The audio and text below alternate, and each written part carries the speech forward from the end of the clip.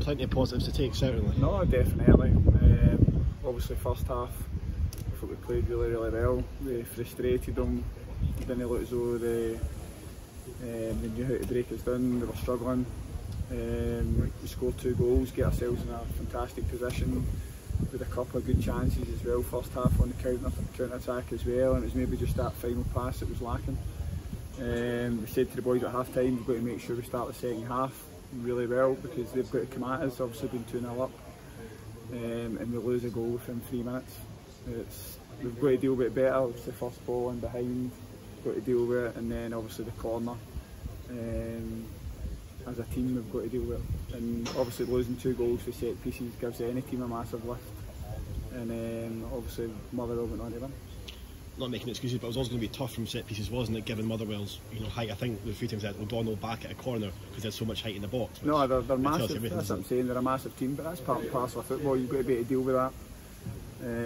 We are still lacking probably a couple of defensive players, and get that height in the team as well, so we can deal with that.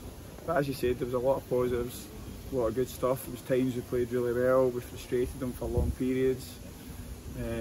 But to lose 3 goals, there were just too many chances second half for me, and that never happened first half. So I don't know if that's tired legs or switching off, or just maybe the Motherwell strikers obviously caused us more problems second half. It must be nice though against a Premiership team to see Queens are creating chances, 2 goals, and really could have been more enough. Yeah, no, that's what I'm saying. First half, we never done enough second half to be fair, but first half we created enough chances, scored 2 good goals.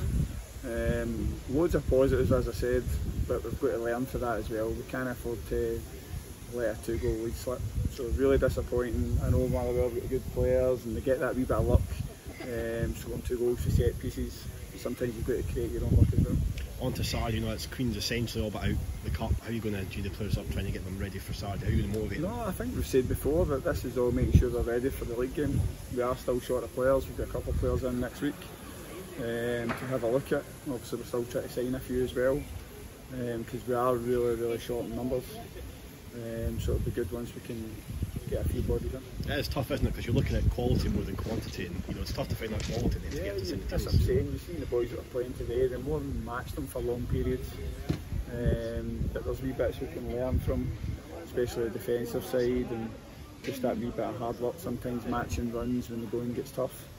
And that's the difference between winning and losing sometimes. It is a big learning curve. I mentioned to Rory Payton as well, playing right wing back. He can play pretty much anywhere, but terrific performance, especially in that first half, wasn't it? Right, no, that's what I'm saying. Any time, especially first half, there was times obviously you've got to clear your lines, but there was times we actually passed the ball really well. We get the ball wide, we get crosses in, and we looked a real threat in the counter attack.